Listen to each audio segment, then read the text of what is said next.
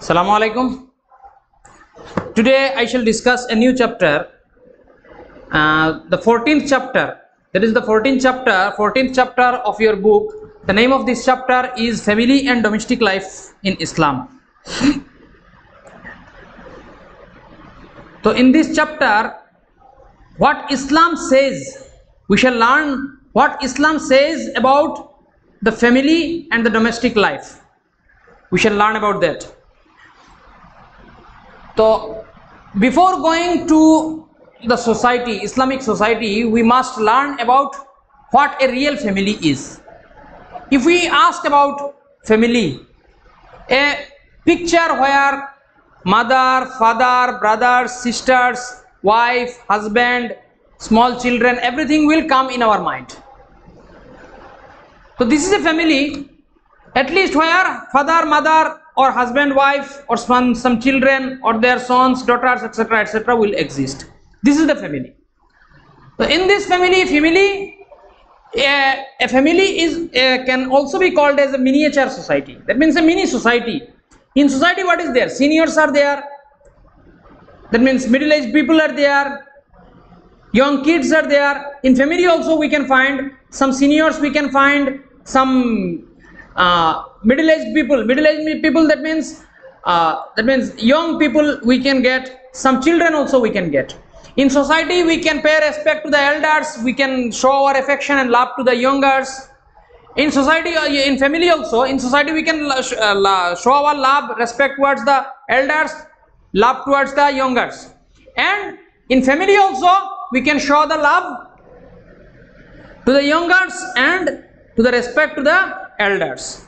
So that is why we can say the family is a complete independent, that means a small size of a society. So in family, it is the responsibility of the husband to take care of his wives and take care of his children. Even his wife is independent economically. Even a wife earns money. If she is a job holder, then also it is the responsibility of the husband to take care of his wife. It is not her responsibility to take care of her husband. If she earns money, she can waste or she can spend the money as she wishes. According to her wish, she can spend the money.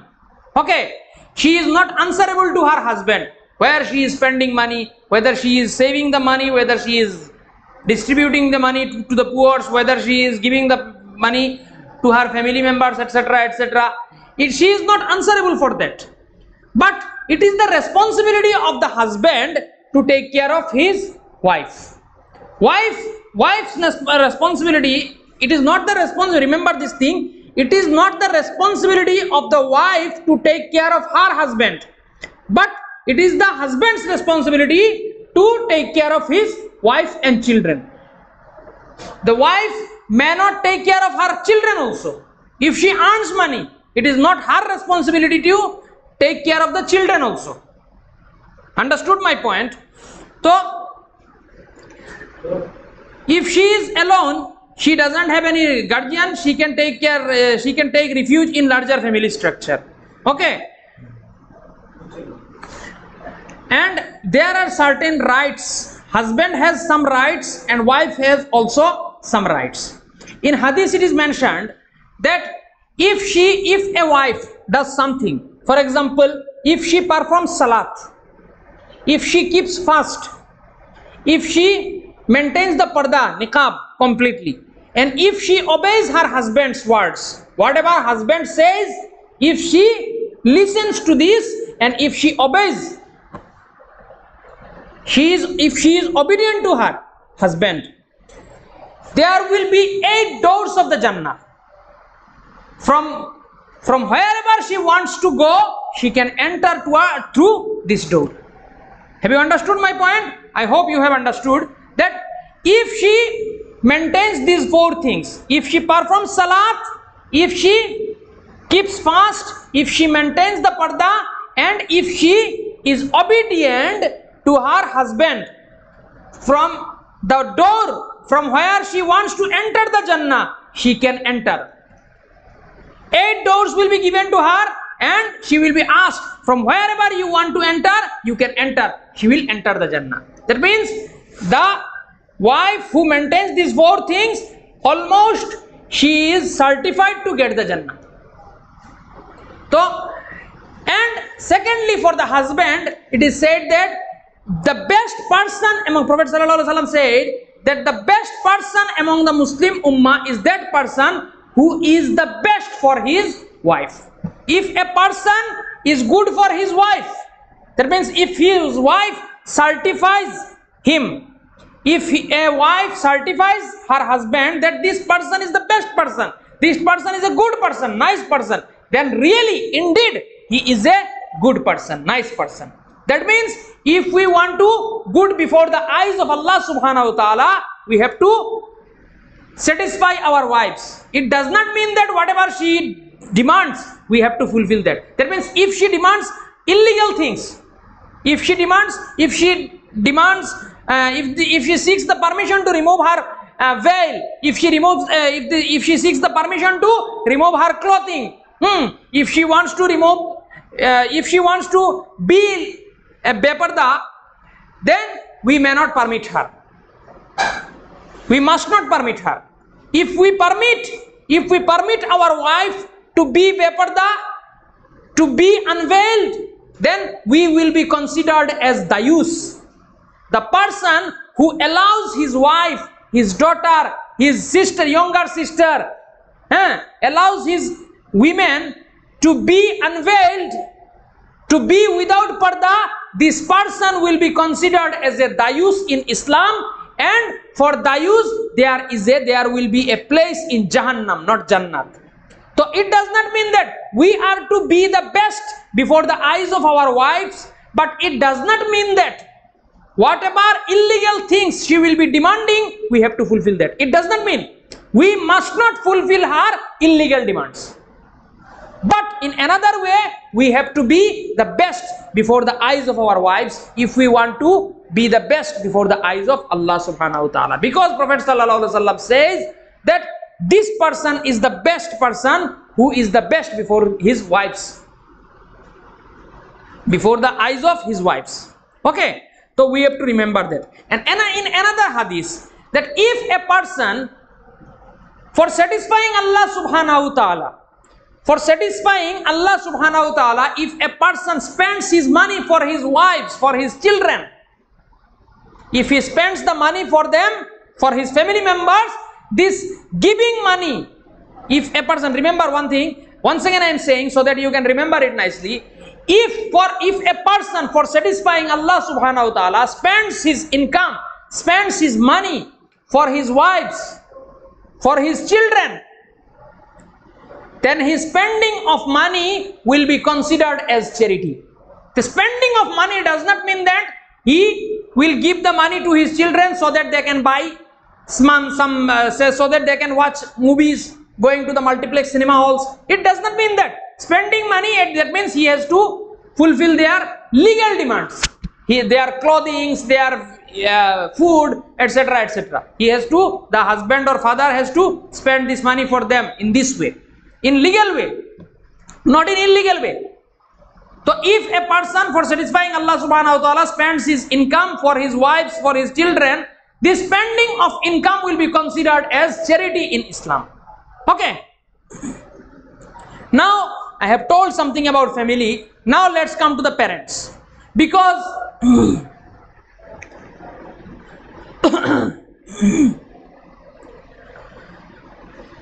parents are those people, those guys. Whenever we were young, they nourished us, especially mothers. Whenever we were young, she kept us in her womb. You can't imagine how this situation was. If you become mother, especially our mothers can understand, wherever they were carrying their babies or us in their womb, how much pain they carried along with us. How much pain. Many things were forbidden for them to eat. Many things. Whatever they wanted, they could not eat. Sometimes pain occurred, sometimes vomiting occurred. Many things happened for 9 months and 10 days. whenever we took the bath, after our bath, for 2 years, they gave us the milk. They breastfed us. Okay, during this time also, many things were forbidden for them to eat. Whatever they wanted, they could not eat, because if they ate, ultimately we would be affected. We would be affected. That is why they did not eat. Then afterwards, whenever we grew up, for our education, they looked after us, they provided us clothing, many things they provided. That means for our whole life, we are grateful to our parents, especially mothers. That is why in one hadith, Prophet Sallallahu Alaihi Wasallam, one of the company, you know this hadith, very famous hadith. That means one companion of Prophet Sallallahu Alaihi Wasallam asked Prophet Sallallahu Alaihi Wasallam, whom should I pay my respect the most after Allah and Prophet Sallallahu Alaihi Wasallam? That means Allah and Prophet Sallallahu Alaihi Wasallam should be given the most respect from the side of the believers. So after Allah and Prophet Sallallahu Alaihi Wasallam, whom should we give the respect most? Prophet Sallallahu Alaihi Wasallam said, your mother. Then he asked, then who? Next who? Then Prophet Sallallahu Alaihi Wasallam replied, your mother.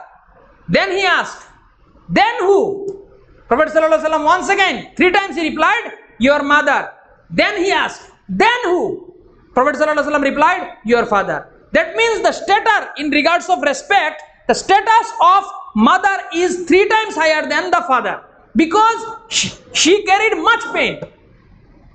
And in another hadith, one of the companions of one of the person came to Prophet Sallallahu Alaihi Wasallam. Directly word by word I cannot remember. Once I read this hadith in one of the books. In one program, one person was reciting this hadith, and listening to this hadith, I got, that means, astonished. So after one of the persons came to Prophet Sallallahu Alaihi Wasallam, and he asked Prophet Sallallahu Alaihi Wasallam, that whenever he was young, that means whenever he was saying, whenever I was young, my mother became old, I carried her on my shoulder and I did my Hajj. I let her complete her Hajj also. Carrying her on my shoulder, I was going here and there.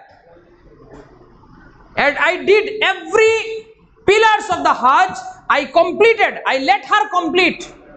I personally completed, and I let her complete all the pillars of Hajj. And I did many things for her. Have I accomplished all the, have I given all the debts, whatever she gave to me whenever I was young, I was a child? Have I paid all the debts, whatever she gave to me whenever I was a child? Prophet Sallallahu Alaihi Wasallam replied in negative. He said, no, you have not repaid her debts. Then he asked, I did so many things. Have I not repaid? Prophet Sallallahu Alaihi Wasallam replied that you have not repaid the debts because whenever you were young, at that time she was carrying you so that you could be alive, thinking that my son, this is my son, he will be alive. He will remain alive. She was thinking, so that you can remain alive. That is why she was carrying you. She was breastfeeding you. She was giving you the food. But whenever you were carrying her, at that time you were thinking that one day my mother will die. My mother will die. That is why let me complete, or her, let me let her complete all the duties of Hajj. Thinking that my mother will die. Before her dying, let me let her complete. But your mother's thinking was something else. She was thinking that you will remain alive, my son, let my son be alive. Thinking that she was nourishing you, she was nurturing you. That is the different thinkings of you and your mother. We must think that. Another thing is that Prophet Sallallahu Alaihi Wasallam also said that paradise lies at the feet of your mother.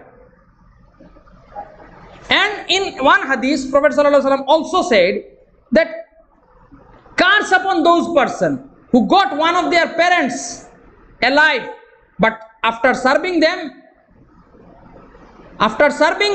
they could not get the Jannah.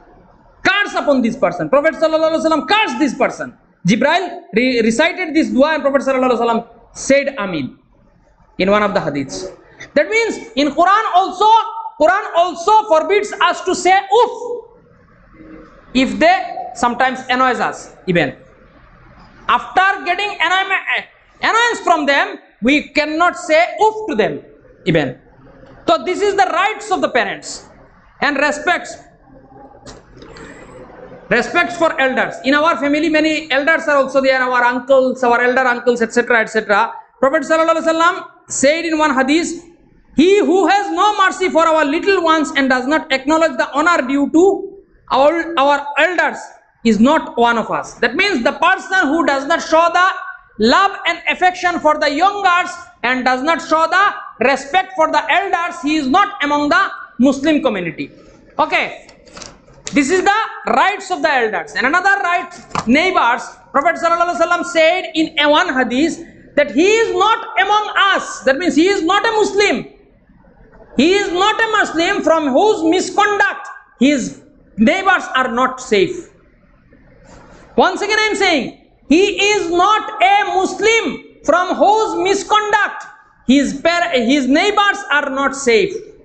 That means if our neighbors are not safe from our misconduct, we are not Muslims. Prophet sallallahu alaihi wasallam said. Okay, and in another hadith, that two women, example of two women have been given before. Prophet sallallahu alaihi wasallam said one woman, she performs salat, nawafil salat, keeps fast, etc., etc., many things she does, but her conduct is very bad. And one woman, she performs first salat, but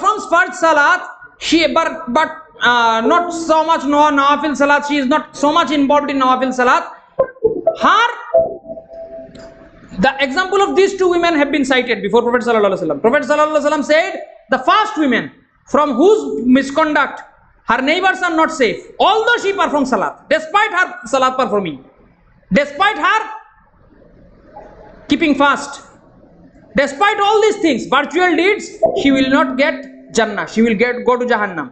And the women whose conduct is very nice, but her neighbors are safe from her conduct. Okay, she does not perform so much nawafil salat. Her conduct are very nice, but she does not perform so much nawafil salat. So this woman will go to Jannah because of her conduct. Remember this thing. Okay. And another thing is that we have to maintain the relationship in our family with our parents, with our elders, with our youngers, with our neighbors, etc., etc. Okay, but sometimes we have to maintain the home also very safe. Keep the home also very safe, because sometimes many people strangers also. That means stranger. That means not so much close relatives. They cannot enter anytime at our home. It is not allowed for them. In Quran it is mentioned that if anyone wants to enter another person's home, he should give the salam first. Without giving salam, that means we should make other person know that someone is outside of the home. We should let other person know that someone is outside of the home by giving salam. Okay, so by giving salam we have to enter. And whenever our child will grow, whenever he will go to his 10 years of age, at this age we have to make the separate bed for him. We have to arrange a separate bed for him. At this age, he is not allowed to sleep along with his mother and father. If the parents cannot make separate bed for this person, this guy, their son, it will be they will be sinner ultimately. So some privacy should be maintained between husbands and wives. If the son goes at 10 years of age, the parents has to maintain another separate bed for him. Understood? Another thing, sometimes children are at the age of 10 years, the child is not allowed to enter his parents' room anytime without permission. Before entering the parents' room, he has to seek the permission from his parents. Sometimes maids, housemaids are allowed to enter our room, but in 3 times they are also not allowed. In which time? Before early morning prayer. At that time, actually husband and wife, they remain very private. At their this is the time of their privacy. Before morning prayer, Fajr prayer, no one is allowed without seeking permission. Okay. And at noon, okay, midday, and after prayer at night. That means after night prayer, anyone is not allowed without seeking permission. Okay. If remember one thing, when the child will come to its age, 10 years of age, the parents has to maintain, parents has to arrange a separate bed for him. And if they cannot arrange, then also if he wants to enter the room of the parents, he has to seek the permission first. Okay, privacy is very much precious. Okay, now dress and adornments. Some dresses are allowed for men, some dresses are allowed for women. Women, we already said that women has to maintain the parda, proper parda for covering their body. Okay, in Quran it is instructed very nicely. And men's parda is to control their gaze. And they have also some clothing. Later on I shall discuss. And pure silk and gold. Women, you can use these things, pure silk and gold. But for the man, it is not allowed. Why it is not allowed? Because Allah has separated the characteristics of men and women. Women, for the adornment, as the ornament, they can use silk and gold, but men cannot. The women's clothing men cannot wear. Okay, that is why it is haram for the men. Okay, and it is silk and gold. These two things are permitted for the men. And regarding perfume, the men can spray these perfumes which can give the fragrance, but women cannot spray these perfumes which can give the fragrance. Nowadays it is very much popular that ladies are wearing perfumes, etc., etc. They can put the perfume which having fragrance. This type of perfumes are not allowed for women, but for the man it is allowed. Okay. And another thing, very important thing, cross dressing in modern styles. That means in modern days, men wear different types of clothing. Men wear this type of torn clothes, etc., etc., torn pants, torn shirts, which will show your armpit, body shapes, etc., etc. For men, any dress which will attract the opposite gender, especially some dresses which are made to attract the opposite gender, this type of dresses are forbidden for men and women equally. Remember this thing. For example, if a man, and for men it is very much important to wear the clothes which will hang above his ankles. He cannot wear those clothes which will go lower his ankle. It is not allowed for men. Men's clothing should be loose clothing, not tight clothing.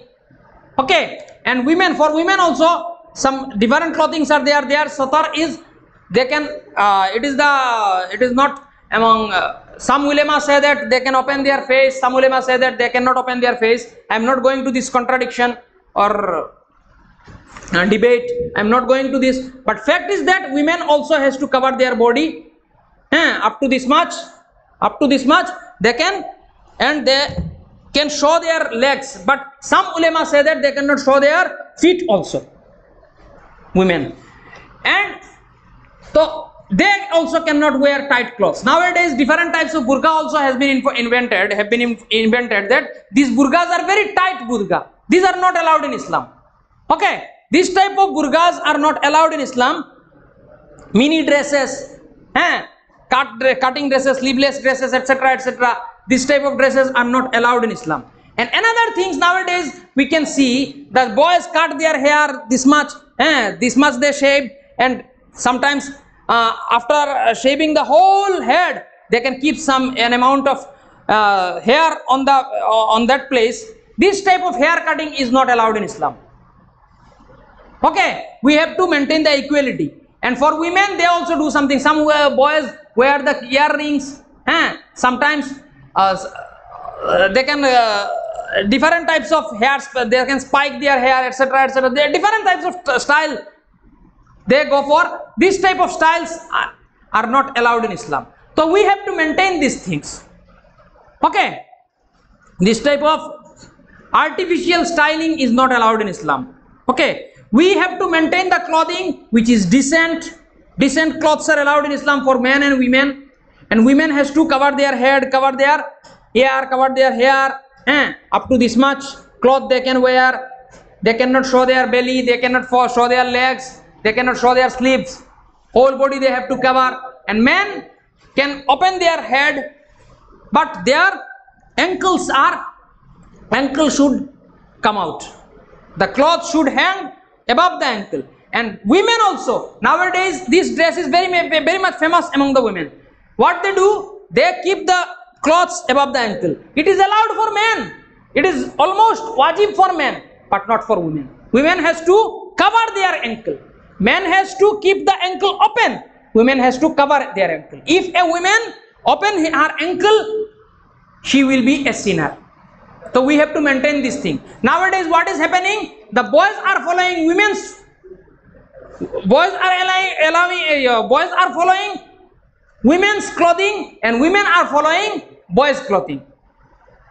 Understood my point? So we have to maintain all these things. We have to maintain, if we make our family happy, Islamic, we have to look after these things. Okay, that's all for today. If you have any question, you can call me at night. Thank you everybody. Assalamu alaikum warahmatullahi wabarakatuh.